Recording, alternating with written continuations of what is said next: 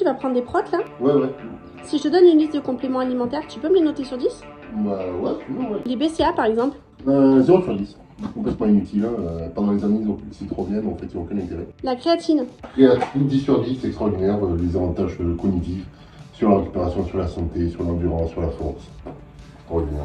La vitamine D? 80% des gens sont déficitaires, je donnerais un bon 10 sur 10, franchement, c'est génial. Les avantages en plus sur les hormones, sur la santé, sur la récupération, c'est un dingue. Qu'est-ce que tu penses du magnésium? Magnésium, pareil. Après, ça dépend du type. Si tu achètes du magnésium marin, il n'y a aucun intérêt. Donc, je lui mettrais un bon 8 sur 10. Ça dépend du type. C'est pas mal pour la récup, c'est pas mal pour le sommeil. Ouais, vraiment, c'est super. Et la whey justement?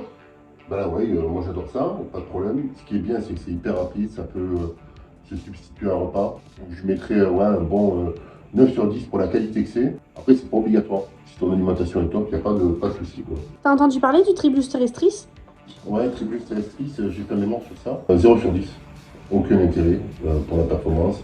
Ça ne marche pas, ça ne fonctionne pas, ça augmente pas ta testo. C'est nul. En ce moment, tout le monde parle du collagène, qu'est-ce que t'en penses? Le collagène, ouais, j'aime bien moi, le collagène, même si c'est controversé, plus que les gens ne connaissent pas assez. Il y a pas mal d'études encore récemment qui en parlent.